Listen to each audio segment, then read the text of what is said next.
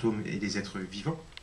On voit qu'il est très fort, comme il disait à l'instant, les gens s'affaissent, et c'est vrai que c'est un motif qu'on voit toujours dans les films. En général, ils ont toujours la même réaction, alors je vais essayer de l'imiter, ça va être ridicule, mais c'est une réaction vraiment d'affaissement comme ça. C'est-à-dire que les gens partent pas en courant, je ne lève pas les bras en l'air, non. C'est comme s'ils tombaient à l'intérieur d'eux-mêmes. Et ça, c'est assez impressionnant dans ces films, y compris dans Doppelganger, par exemple, qui est l'histoire d'un homme qui pourrait apparaître son double. Et là, dans la première réaction, c'est de se renfermer sur soi. Et on a l'impression, quand je parle d'aberration sur les fantômes, c'est le fait que le fantôme, par exemple, de Cairo soit palpable. Ou bien le visage brossé, comme dans un tableau de Bacon, du fantôme dans le restaurant, dans Séance. Ou bien un autre extrait qu'on n'a pas vu ici, et d'une scène géniale aussi de Cairo, où il y a un fantôme féminin en robe, assez classique, qui va s'avancer vers un humain, mais qui va trébucher, sans vraiment tomber. Une sorte de danse un peu macabre, morbide. Donc à chaque fois, il y a comme ça, il y a une manière de montrer des fantômes un peu aberrants, un peu dérangés, étranges. Et à l'inverse, de montrer des êtres humains qui sont dans un rapport à eux-mêmes très étrange. Où la première réaction face au fantôme, face à l'inconnu, face à la mort, c'est de tomber à l'intérieur de soi. Et je dis pas ça par hasard, parce qu'il y a beaucoup de films dans lesquels, et on verra d'ailleurs tout à l'heure un extrait qui en parle un petit peu, dans lesquels les êtres humains ont un rapport avec le coma. Et ça renvoie aussi à ce que je disais au début sur le choc, le traumatisme, etc. Il y a beaucoup de scènes de réveil. Il y a un film qui s'appelle License to Live, qui commence par un personnage qui est dans le coma depuis des années, qui tombe de son lit, un peu comme un oiseau qui tombe de son nid, comme ça. Charisma, pardon, commence, on réveille le personnage principal, qui est joué par Koji Yakusho, donc qui est l'acteur qu'on voit souvent dans les films, on le réveille.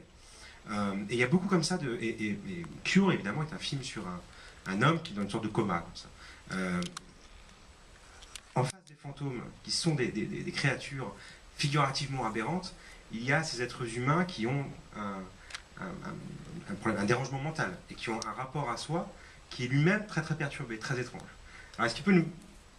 Pourquoi la récurrence du trouble mental chez les personnages Je prends un autre exemple pendant que Léa traduit. Dans Cure, par exemple, vous avez le personnage principal qui enquête sur un tueur en série qui est en fait un hypnotiseur qui hypnotise des gens qui vont se tuer entre eux ensuite.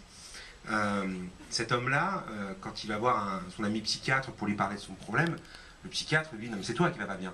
Et effectivement, il a des visions, il voit sa femme morte dans la cuisine, il commence lui-même à délirer, etc. Donc en face du fantastique, en face de l'étranger, le monde de l'humain lui-même semble très perturbé dans ces films. Et est-ce qu'il peut parler de ce rapport au désordre mental qu'on voit et qui est très important dans son cinéma?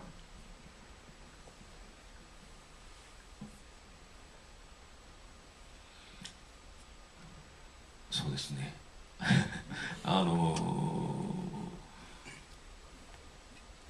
そうなんですが、僕は現実の人間はだからネガティブに否定すべきものだとは全く思っていなくて、まあそれが生きているということなのではないかなと。まあ何の問題もなく健全に、悩みもなく生きていきたいな、そうなれたらいいなとみんな思っているのは確かなんですけど、本当にそのように生きている人など誰もいなくて、みんななんて言うんでしょう、どこかでよろよろしながらまっすぐに進めず全然違う方向行ったりまた戻ったり、時には倒れたり後ろに戻ったりしながら生きているんだなというのが、それがごく普通の人間の姿だなと思います。でその先に、人間はいつか死んで幽霊になるということですね。だから幽霊も、そのヨロヨロした人間の延長で、今はなかったですけど、確かにずっと迫ってきて一回倒れそうになってまた起き上がってくるという幽霊を演出したこともあります。あまりそこで幽霊と人間と死んでからの幽霊の大きな違いというのを僕は考えていないのかもしれないですね。Vous avez raison, effectivement. En revanche, il ne faudrait pas que ça nous fasse porter un regard négatif ou que ça connote l'humain d'un trait péjoratif. Personne ne vit sans problème, c'est-à-dire personne n'a une vie parfaite. Je pense que la vie c'est aussi ça, c'est tituber, tomber, se relever, retomber, se relever, etc. Et effectivement, toutes ces scènes l'incarnent bien. Mais je pense que toutes ces chutes et ces réveils sont aussi ce qui caractérise la vie. Et puis au terme de la vie, il y a la mort. Et après la mort, on devient peut-être un fantôme. Et je crois que les fantômes sont le prolongement de ce que les humains ont été dans leur vie aussi. Donc je ne fais pas tellement de différence. Je les traite finalement peut-être pas de façon très différente. C'est pour ça qu'il y a cette scène dont vous parliez avec la femme fantôme qui s'approche, qui tombe et qui finalement ne tombe pas et continue son chemin. Et je pense que c'est tout à fait à l'image de ce qu'il peut se passer dans la vie aussi. Un exemple aussi dans Tokyo Sonata, qui a été montré ici, peut-être que certains d'entre vous l'ont vu, qui est un film qui n'est pas un film fantastique, qui est un récit sur la vie d'une famille à Tokyo aujourd'hui, et en même temps où il y a un personnage de la mère, par exemple, qui précisément est dans son canapé, dort, et va dire mais qui va me réveiller, qui va me sortir de mon état. Et ce qui est fort dans tous ces films qui sont assez nombreux, dans les films qui ne sont pas des films de genre, qui ne relèvent pas d'un genre, qui ne relèvent pas du fantastique, c'est que le quotidien, le monde très humain, est traité aussi sur le mode du fantastique. Donc comment lui partager entre cinéma de genre et cinéma hors genre, comment il voit ça? Est-ce que finalement pour lui c'est le même travail qui se continue? Et c'est pourquoi les films entre guillemets réalistes ont un rapport très fort avec le fantastique. Et puis en même temps sur l'optimisme, effectivement, Tokyo Sonata est un film aussi où les gens se relèvent, voilà. Ce qui le rend très très beau par ailleurs.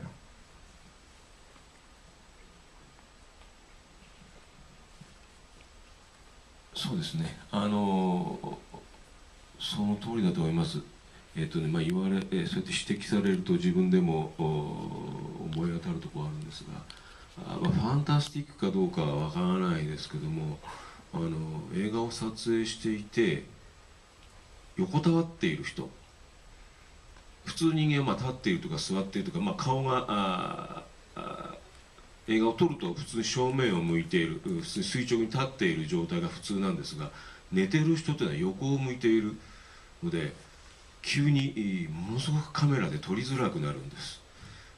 生活していると別に寝ていても起きていてもそんなにそこに大きな差はないように思うかもしれませんけど、カメラを向けてみると寝ている人というのは本当にどう撮っていいのかちょっと戸惑うほど難しい。立っている座っているのと全然違う存在の仕方をしているなと感じることがよくあります。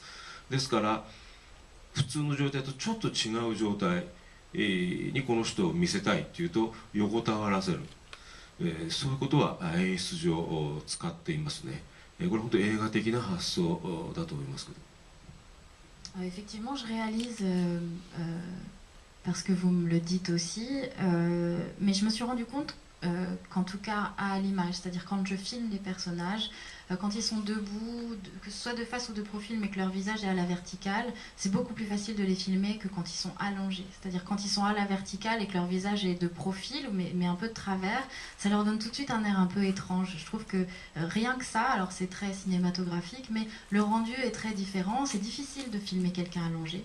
Et du coup, quand j'ai envie de leur donner un aspect un peu plus étrange, c'est pas forcément fantastique, mais étrange du moins, j'ai tendance à allonger mes personnages en effet.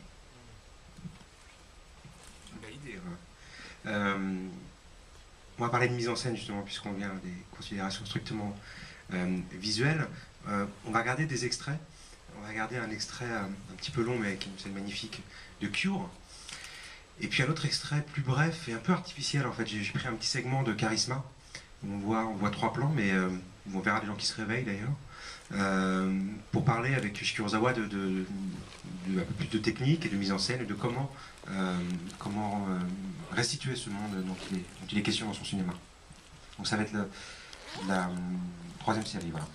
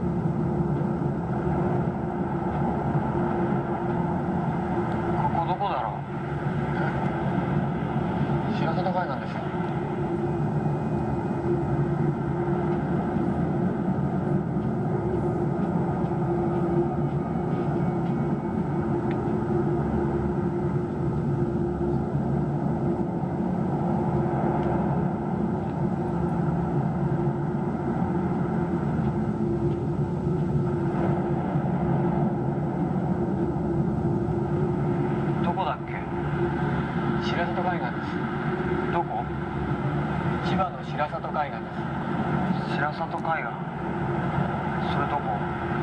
どちらに行かれるんですか？いや、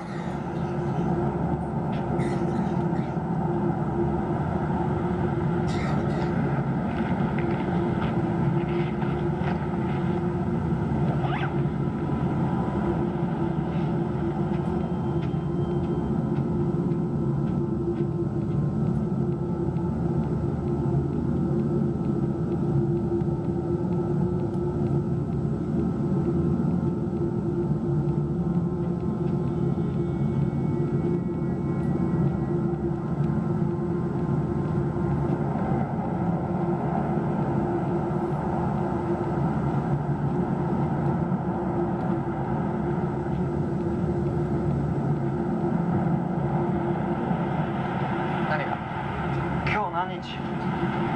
2月26日です。ここどこ？それさっき言いましたよ。さっき？いつ？あったじゃないですか、そこで。あのさ、俺誰だか知ってる？え？わかんないんだよ。俺誰だろう？それって。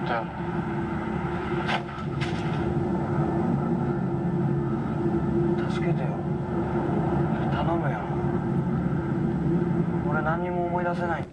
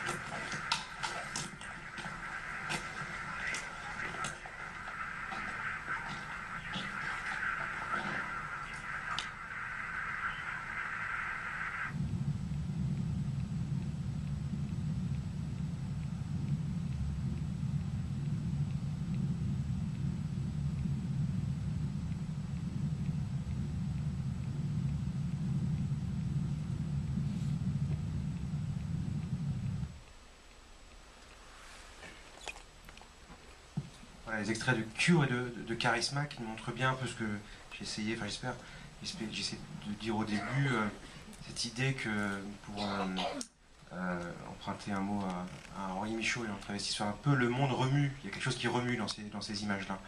Et je voudrais savoir que Yoshi Kurosawa, ces images qui sont visuellement, en termes de mise en scène très fortes, très élaborées, où on voit bien que évidemment rien n'est fait au hasard, je veux savoir à quel moment elles surgissent. Est-ce que quand vous écrivez des films, vous avez déjà des images en tête précises et aussi une manière de les mettre en scène précise? Est-ce que vous dites là je vais faire un plan très très long, il y a beaucoup de plans dans les films, là je vais faire un travelling, autre figure qu'on retrouve souvent? Ou est-ce qu'au contraire c'est des choses qui s'élaborent au moment du tournage, pardon?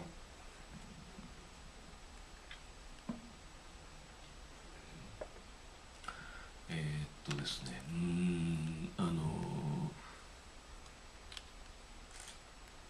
今見たのはそうなかなかこれ喋るといろいろあるカットなんですよ、2つともね。例えば脚本を書いてる時からもう絶対こういう映像でいくと決めているわけではありません。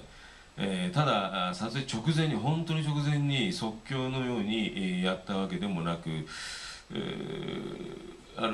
こういう場所で撮影しようという、場所が決まって、徐々に僕の中でイメージが固まってきて、そうですね、撮影の前日ぐらいに、80% ぐらいのプランは決めます。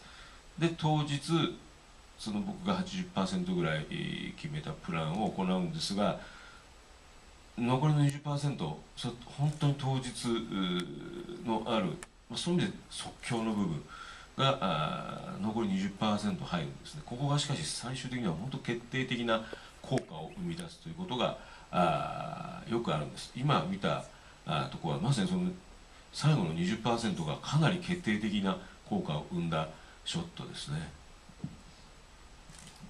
Sont deux extraits sur lesquels je pourrais avoir beaucoup de choses à dire, effectivement, en termes de mise en scène.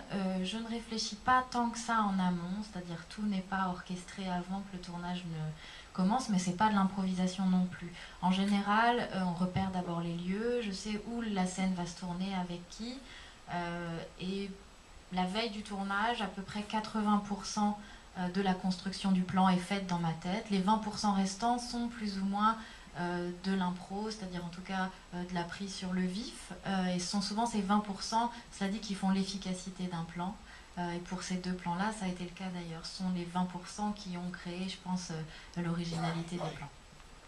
例えば最初のキュアの海岸のシーンですと、大体この海岸で撮影するということはもう決めまして、おおよそこんなような動きを2人はする、こんなような芝居をするというのは前日ぐらいにはもう僕は決めていました。で撮影当日行くととても天候が乱れていたんですね。雲が出たりいきなり日が差したり、それで、撮影の人はちょっとこれ天候が安定するのを待とうという話になってたんですが、僕はその時直感的に思ったんです。いや、この天候の乱れこそ撮りたいと。それで天候が安定しないうちにものすごく大急ぎで、短いカットですと天候の乱れがあまりよく表現できないので、予定したよりもむしろその倍ぐらいの長さを歩くというふうに少し変えて、その長いワンカットの中で、どんどん天候が曇ったり晴れたりする瞬間を映し込もうと。それは本当当日そういう天候だったから、急遽そうしたと。それでこのようなカットが撮れたと。